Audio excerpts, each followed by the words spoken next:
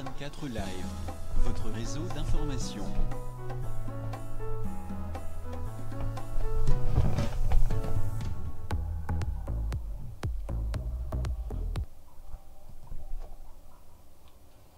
Bonjour, bonsoir, Nabatutu Bazotaranga sur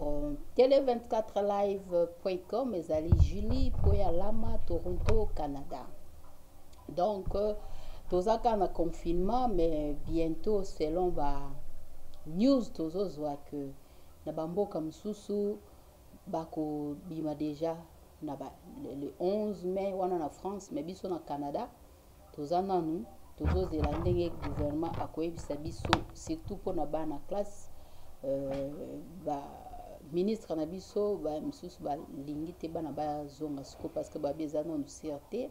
totala noti le 30 mai donc bato to balanda news boyebi donc confinement ezocontinue kaka na lobi lisusu mpona korapele lisusu bien que bamesure ekozwama pour le déconfinement, mais il faut toujours continuer kaka routine wana oya kosukola maboko ya soko yoki bien te fièvre za ya komata 38 degrés benga médecin to kende hôpital et ezala kaka pona coronavirus te mais ba mesure wana o ba pesi biso etikala libela parce que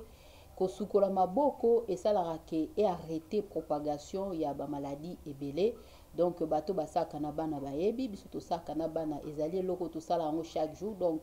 kosukola maboko eza routine mpona biso éducatrice biso tozala na bana donc eza eloko ya sika te yango oyo batikali soki déconfiné kosalema ezali eloko ko continuer mikolo nyonso kosukola maboko ko soko lingi okosola utiliser loboko na yo donc nde balobaka tout ça là il faut continuer mikolo nyonso parce que ceux qui ozota ba documentaire balobi ete ba virus mususu ezali ebele na landaki monsieur Daniel azape journaliste et il y a aza journaliste investigation asala pe recherche ebele alors alobaki ke eza na ba virus mususu oyo kutu ebatami lisusu koleka coronavirus donc pona ye routine oyo faut tika libela ya kosukola maboko parce que dans les jours à venir bazomona ke ba virus ekoya lisusu ebele donc c'est ça mais likambo oyo na yeli awa ezali plus likambo ya ba vidéo oyo nyonso ezo circuler bino moko bomoni ba vidéo o ba moni te na yebi te mais biso lokwa tozaka bato oyo to yaka kopesa bino ba masolo ba news ndenge makambo ezoleka na mboka moko batindela biso ba vidéo à tout moment alors ezali na vidéo oyo ezoko circuler sur vidéo ya nudité ya mukuna alors bato nyonso ba moni ba vidéo wana na ebite so ba misusu ba moni yango donc na pesi Edi Limbangi na Belgique azotala ngai mbote kuna na Belgique donc c'est ça donc ba vidéo wana e circuler sikoyo car nde nazolo ba bato misusu bazala ngo bazoko tinda kaka alors ezali affaire ya politique te po bato mingi balobi ke vidéo wana oyo ba publier mutakala ya mukuna tolo bango na nudité donc ya mukuna ezali yete ezali montage tout ça là bandimine mususu pe balobi ezali que comme bande ko lobela makambu ya Kabila mingi ko attaquer Kabila ya ngwa basali nini ba piéger ye donc ezaba makambu ya politique non soki batu o bayebi na kolanda vidéo wana ezali vraiment politique Kabila n'a rien à voir na makambu oyo eleki ya vidéo wana parce que selon histoire na betela bino ndenge biso pe batindel biso boye que ezali affaire ya parcelle donc moi si oyo bato o bakozokazo komona ba vidéo na kati na bilili wana ezali mwasi oyo mobali na yebaki na kokufa mobali na semaki lupango donc asemaki lupango na église et pas ya mukuna alors a semé lupango na ye kosala ke mobali akufaki alors mobali akufi ye sikoyo azaki au courant te ke mobali asemaki parcelle nde yango wana asali nini akendaki po ete amona mukuna azongisela ye nini certificat d'enregistrement azongisele parce que ye ayebaki te ke mobali wana asemaki lopango nde bomoni ye kokoma na ka wana oyo ye mukuna komi kosala ye chantage ke il faut kaka bima na ye il faut kaka sala boye ntina suka nango ndenge bomoni na kati na voiture bakei kokoma ti bakomi na voiture kuna bakei kosala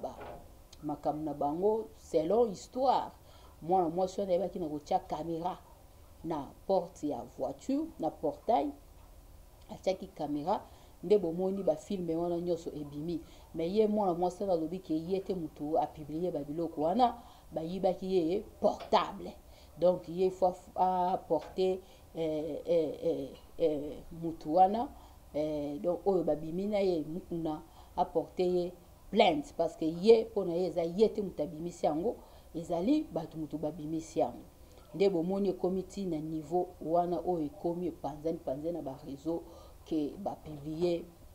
papa na biso mukuna na bareseau sociaux donc ezali affaire ya politique te selon histoire nga selon bato bazokomela nga na inbox balobi ke eza nango affaire ya politique te Kabila le président honoraire n'a rien à voir na makambo wana ezali nde affaire ya parcelle oyo mobali ya mwasi wana asemaki na kati na église ndenge nazoloba awa mwasi ayebaki te nde ye fala kende a récupérer ce certificat d'enregistrement alors nde bomoni papa na biso akomi ko compliqué mwana mwasi wana tina ndenge akomi kobima na eti bomoni mwana mwasi wana apiéger ye donc ye azaki kidiba kendenge bazaki na kati na car wana ba piéger ye bazo ko enregistrer ye donc on appelle ici Jean-Luc Lukembe la Diombote na Felanda zotalanga Pichu l'homme fils de l'homme donc Pichu Mbote azotalangai tokuta na kara après ba confinement donc c'est ça donc yango bomoni ba vidéo na et puis et bimi tout ça là ye moi ça na zo wanga na bi yete mtu a publier ba vidéo wana yango wana bino mo bomoni mais ngala yebi que soki bato bakenda ba église po y azo déclarer lobi qu'il faut bazong selaye certificat d'enregistrement na papa na biso faut azong selaye certificat d'enregistrement ya parcelle parce que ye ayeba kitende nazo baboke mobali na ya semaki mais biso to yebi ete na mwa mukie na yebi ete na beta ba masole belé awa ke soki neti okay ko seme eloko na église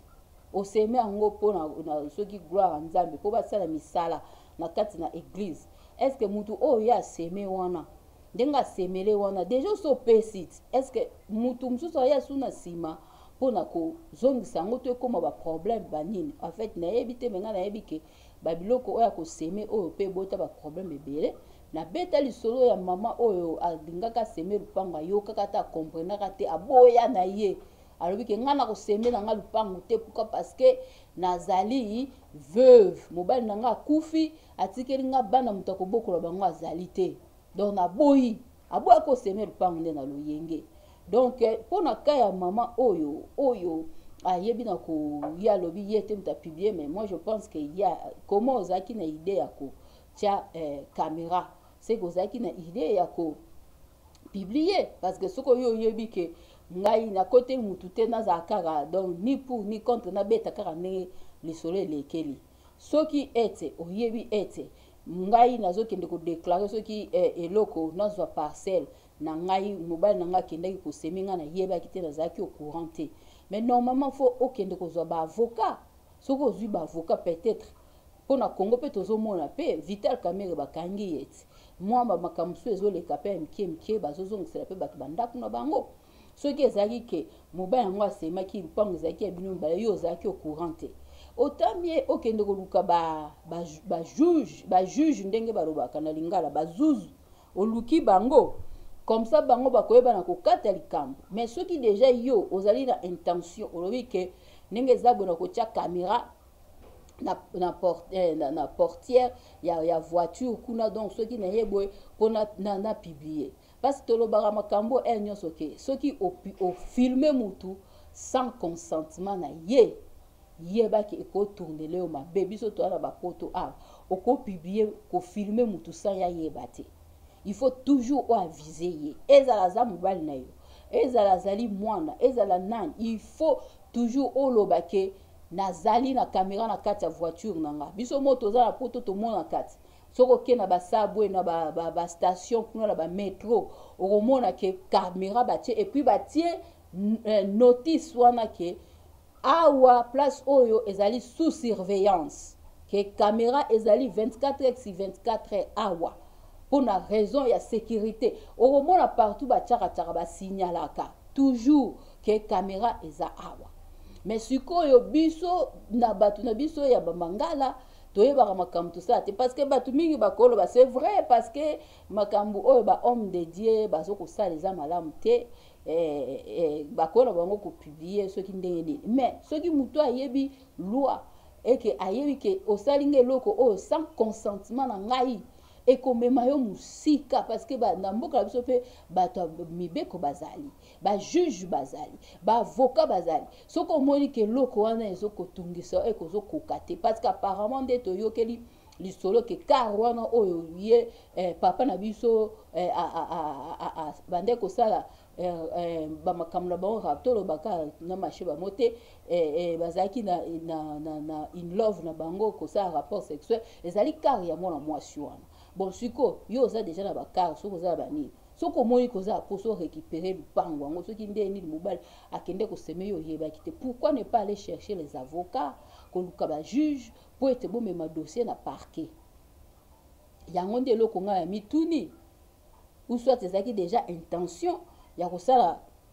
homme de Dieu eloko ndenge wana kopiblie na koteli bango te, mais nazoloba kaka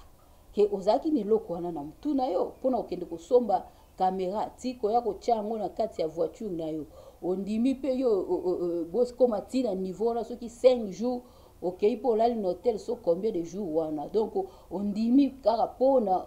apesa oyo certificat ya lupango. Non, wana ezali déjà kozala na intention déjà. Nga naza juriste te, mais bajuge bayebi bango bakataka makambo bayebi ke place oyo osali mabe, place oyo osali mabe, osali malamu. Yango moi toaka kobeta bamasolo pe kolobela batu ebele ete bozala mayele parce que batu mingi bakomi tellement rusé, bakomi na motema ya mabe. Yo kanisi ya azali bien na yo, mais okomona na suka nango kuna ake azoko ko enregistrer yo azali ko bomba banini ti na ba portable na misusu okomona yo ozana na muninga mais ozoyoka te mutu abendelaka o boule azwaka enregistraka ye azwa abombi yango ti na baordinateur abombi yango ti na nini na babe yango nini USB abombi yango kuna mpona nini un jour bino bokobebana aye apiblie yo. C'est ça makambo ezoleka nyonso tozwa bamasolo ebele bino mo bomona masolo eute koleka ya ndeko Eliane ti lelo eza injustice nandu basisi masolo wana te mususu ebimi lisusu mususu yango ebimi lisusu. Donc tozala confinement na lobaki confinement bandaki ke tozokobima na confinement oyo déconfinement oyo bokomona ba vidéo mususu ekobima ya grave obino bokokamo bomona ke bato mususu bazokontinue bango kosala kaka ba bêtise bazozwa mayele te ke bato bakomi motema mabe. Nazobeta sete mpona bato oyo bakambaka oyo babenga bango ba homme de Dieu mingi mpe babize bana basi ya bato mpe ebele tozomona bakawana ezosalema ke yo loko oza mokonzi oza na kati église il faut sala nini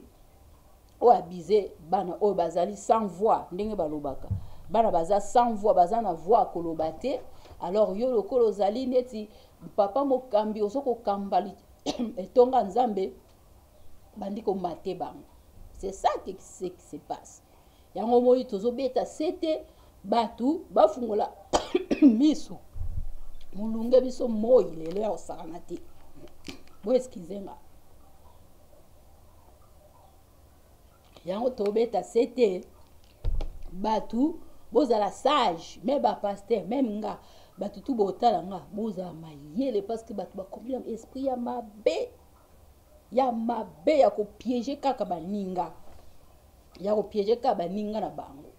ya kopiéger omona mwasi ozana mobali no na ndako bala mozo enregistrer pour ça nango ni donc soki bobebani okopublier ye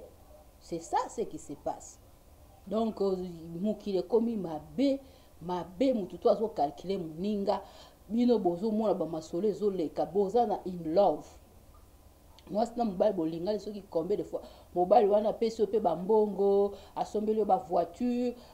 apesi yo bambongo ebele me na suka nango bokobebana ozwi osali nini oenregistraka ye obombaka bavideo ya nudité na ye ti okei opiblie yango apo olobi ote bayibenga portable koma bayibaka nga na mituna bayibaka bato yango bazopiblie banudité wana baportable bayibaka bango namoni Elisabeth Kabamba azotala nga na pesi ye mbote namoni Peggy Makanda azotala nga na pesi ye mbote donc c'est ça donc bango bayiba bango kaka ba portable okote bayibenga portable na yebaki te mais au moins ezaki intention na ye do azo vivre na yo na motema mabe yango tolobaka nyonso keba na ko se filmer oyo yaka ya papa na biso ya yebaki na ete parce que yebaki te ke caméra eza na nini na poignée ya voiture kuna mwasi nde atiaki caméra kuna azwi a filmer ye tina ndenge a publier ye ozomona donc namoni mutakomi awa Aristote Lenge alobi soki dame wana azalaki na ba intention ya kopublier te pourquoi atiaki caméra voilà ozomona yango nazoloba azalaki na intention wana parce que yo yebi ke ozoke ko déclarer lupango na yo bazong selo so certificat mais comment faut que somba caméra oya nango otia na kati ya voiture et puis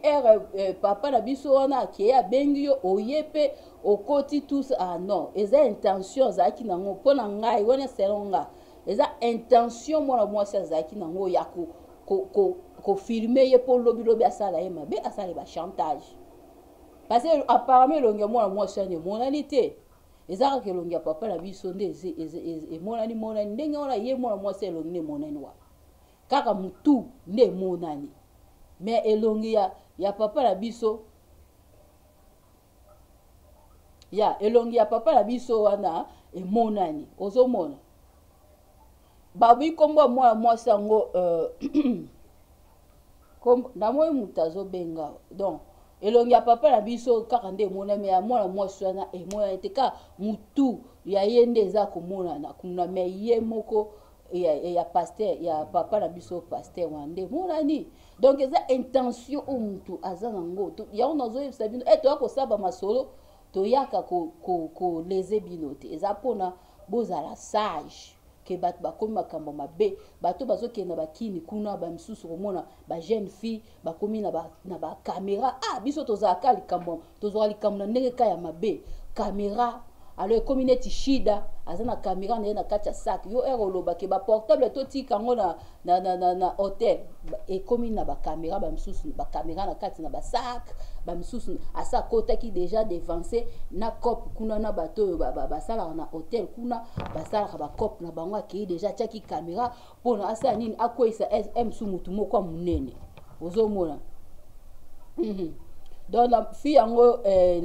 batindelinga pe photo na ye donc fille yango donc nde nazoba bwazali na intention be yango bapapa bandeko na biso ya mibali bozala sage ba homme de Dieu bozala sage tomoni ba publication mingi basali ba homme de Dieu bozala très sage et puis nga nayebi ke so oza homme de Dieu oza déjà marié ka bino mbote ya biso que adultère fornication eza mabe tout ça là mais sikoyo badega oyo omoni eza malamu te mais mpona bandimi nakolobaki mutu akufa na masumu na ye parce que coronavirus tomoi bato baye bakufi bake bango moko donc ekolembisa bino te nde naloba awa ke nde naosambela boye bapiblie na bango mutaka so ya homme de dieu monga nati kosambela naboya jésus na nga na sens nini yango donc ezali buzoba na yo moko osali bino moko bobanda koasime babuzoba na bino mpo oyo eza olobake nini bandimi bazala découragé te tozala découragé te biso toyebi ke jésus christ seigneur akotikala kaka nzambe alors babuzoba na bino moko bozosala nde banzambe bando livre bino en spectacle parce que oyo eza nzambe azolivre bato ebele en spectacle naloba r 2020 ebandi yango abike eza année ya explosion bato ebele basekaki natya yango na profil nanga ngai na bomoni te parce que makambo mosusu ekomona ekebima ya grave kuto bino bokoyokana mutu pasi mais mpona koloba mpona conclure nake mosika te ezali ke bozala sage mpo tolembi makambo bapublication oyo bapapa bozala sage bayaya mibali bozala sage bayaya basi baleki ya basi bozala sage soki mutu oyebi ye te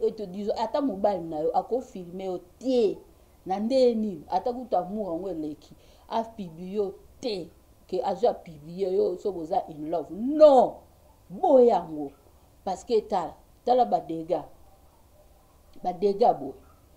ezo continue kaka alors lokola bato na biso mangala balikoyoka te koyeba loi te nga nasengaka r nyonso soki oyebi loi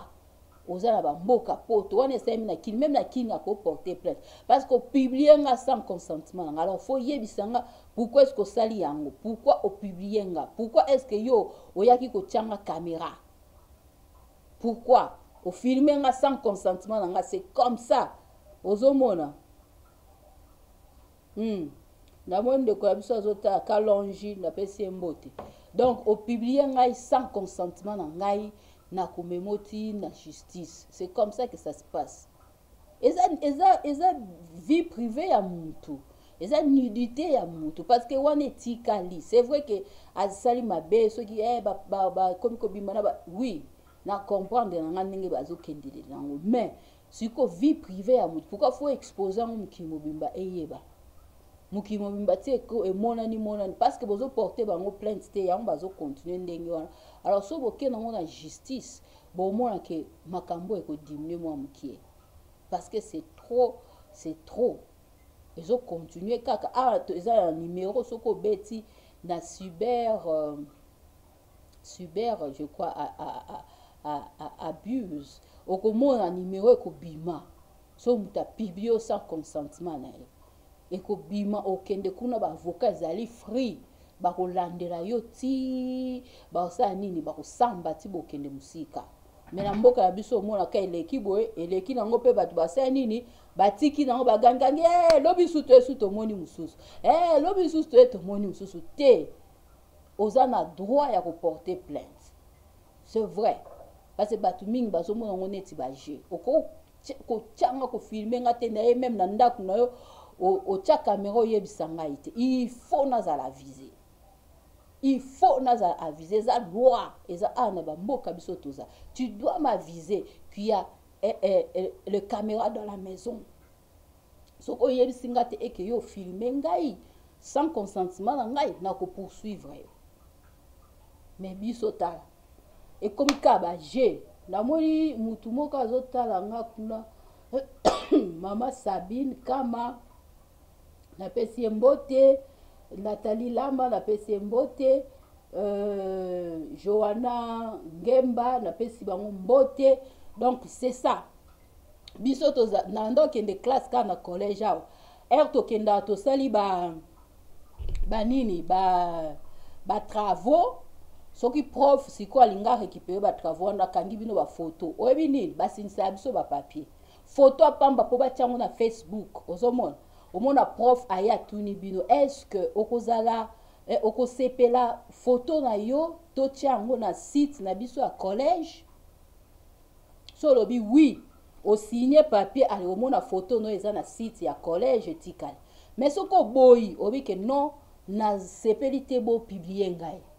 ba ko publier photo na Facebook te to na site ya collège même mande to sala na bana boy soki na kangi bana ba photo il faut nazwa autorisation ya parent a autorisé nga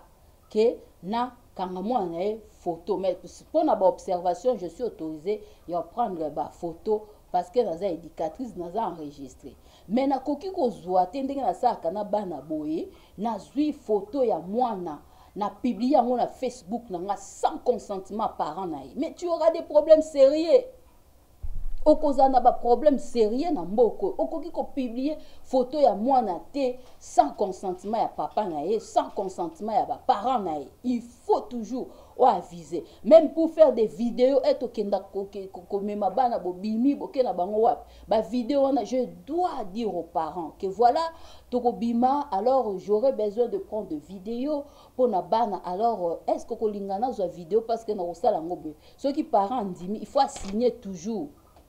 Siko biso komona na ndenga pete omona mutu aye na ndaku no msusu boye azui photo mwana no akia publier yango na Facebook ça consentement no donc tozo vivre ka ndenge ona kibudi ki malgré toi na poto mais toye bakaba loi eza parce que biso bata mangala to kipakate ke okoya na ndaku longo zui photo mwana na Facebook no tie nazaki na fete kuna jiri tozu ba photo pam to publier ça na tuna ezaka bongo te pa mindelo kozwa problème bakofunda yo yango nazo senga na batu tu o batalaka nga zala sage zala na sagesse namoni mutakoma mpona ko voilà yango nazo loba zala sage mpona mbala sima biloko boye ekomela bino te parce to lembi mais biso to lemba te so tozwi information to ya opesa bino donc ezelo nengana loba ya bino ezali nango affaire ya politique te ezali affaire ya koseme alors bandimi nyonso bozotala nga yeba ke soko ke koseme msusu nazwi ordinateur nanga nake koseme na église osema ngo poani oseme po batiango na misala église bateka ngo esani esalela misala église mais siko nga nake na seme ordinateur allez après na kelela lisusu to mobali nanga kelela susu te ayaki koseme ordinateur nga na yeba kite il faut zongisela nga okende koluka su homme de dia zongiselo ordinateur c'est que boyebi na bino te makambo kendo sa na église boyebi na bino loi semence yango te alors botika soko yebi loi semence te tika.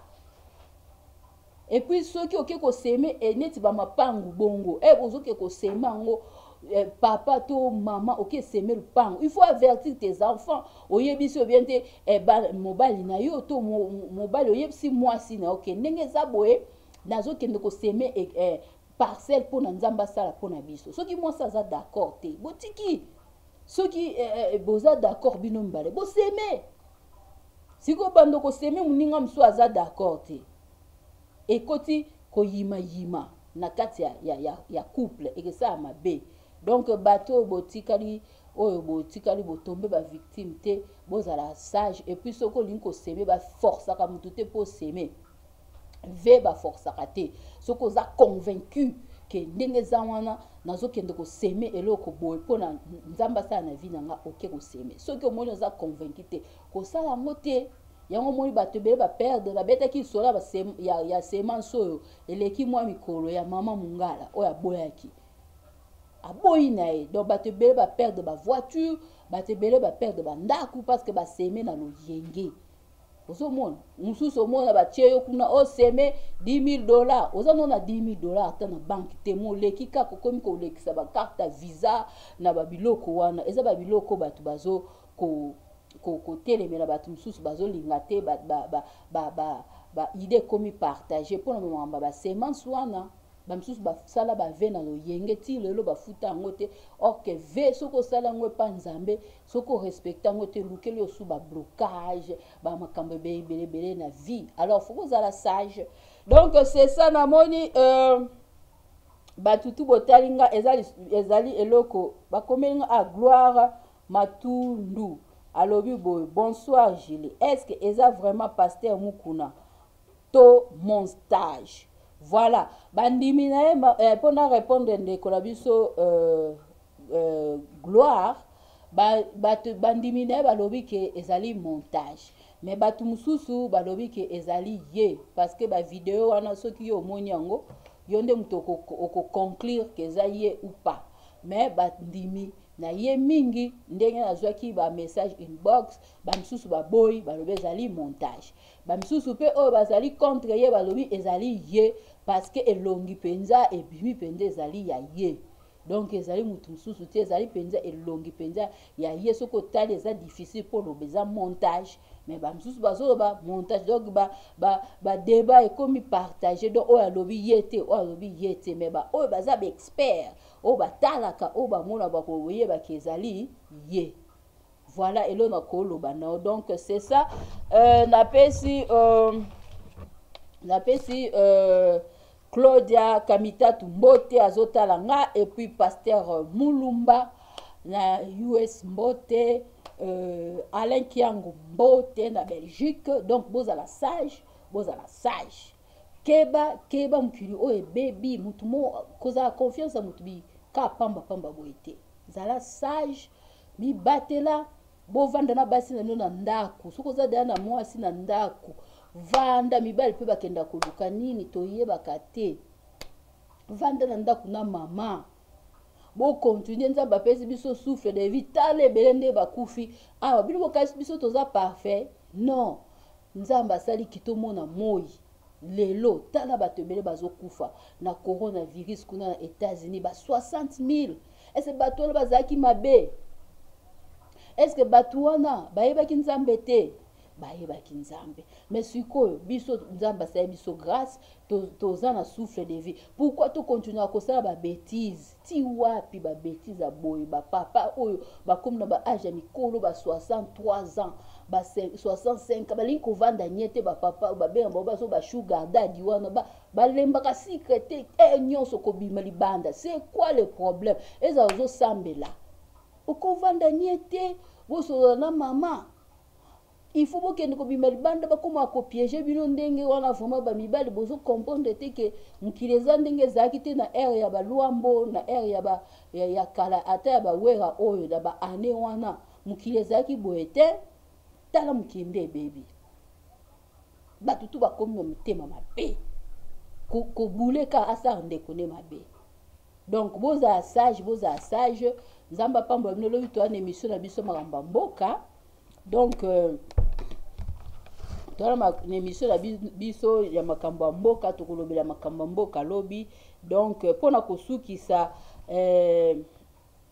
na bandela histoire quelques minutes pona batu oyo bakoti sikoyo pona conclure pona moi batu musu bakoti sikoyo na linga loba boye affaire oyo salemi ya video wana pona conclure na tik na sisa ezali ya politique te, ezali makambo ya parcelle oyo mondimi asemaki epai ya mosali na nzambe. Alors mondimi aseme parcelle nde mondimi wana ya mobali akufi. Alors mwasi nde atikalaki azalaki au courant te ke mobali na ye asemaki lupangu na epai ya homme de Dieu. Alors mwasi aye kozwa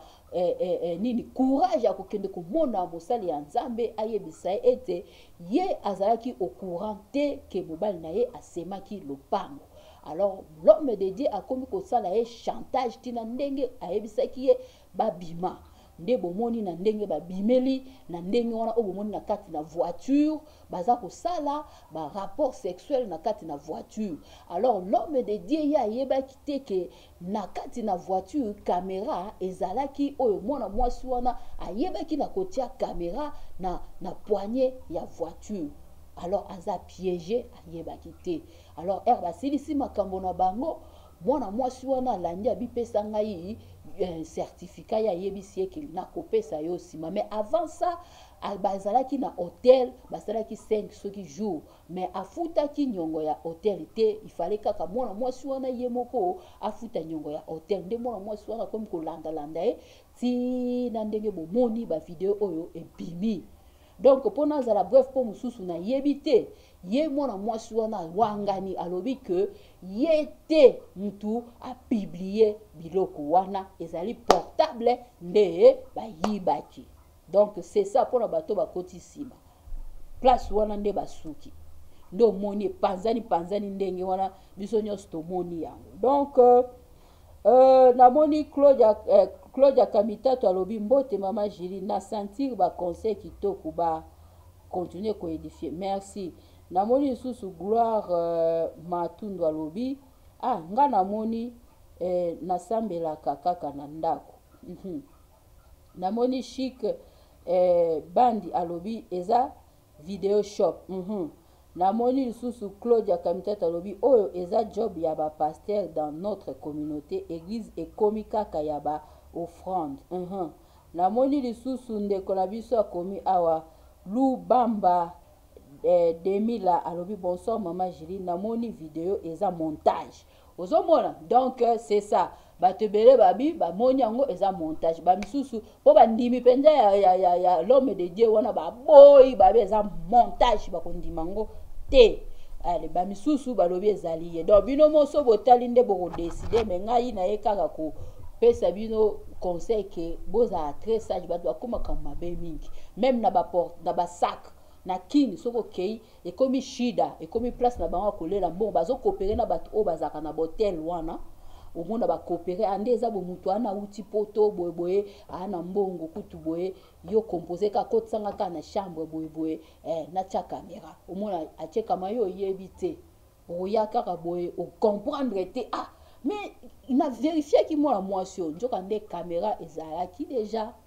Donc comme shida bomoni biso degré tozwa makamka mabe batu mususu ba mboka mususu bazali ba Nigérien ba Camerounais batu belé bazali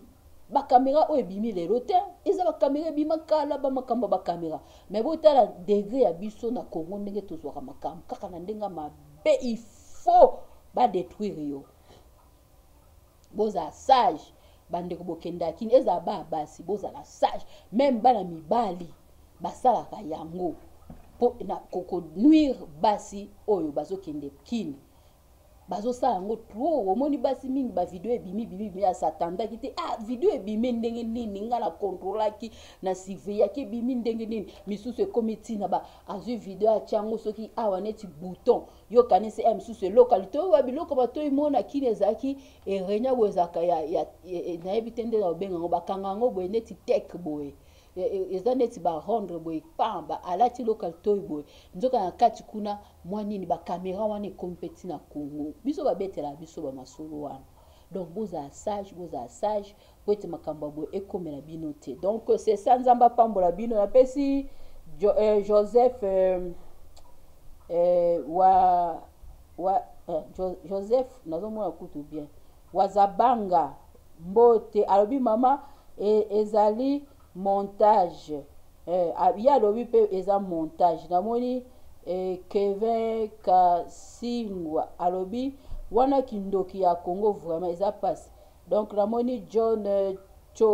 Chombela alobi yango ezozongisa mama vraiment batebe ba komi awa donc c'est ça donc boza sage ba papa bandeko langa mibali na linga bino mingi bomona abeta mosomi susu na côté mbaba bio côté la kaba mibali te na loba bopo na yebike l'homme ndenge Bible nzamba pesa mobile autorité l'homme est le chef de la famille donc faut respecter mobile atoza na poto atoza wapi tu dois avoir le respect pour na mobile pe faut respecter mwasi yango moni ba fondement eza renversé na ba poto pourquoi parce qu'on a donné ba avantage quelque part bas regarde comment est-ce que makambeza ya kobeba na mukili mobala zongi sima mwasi tala ba dégâts donc ba o basambelaka ete ya biso nyonso. Merci, c'était Julie Poyalama, Toronto, Canada.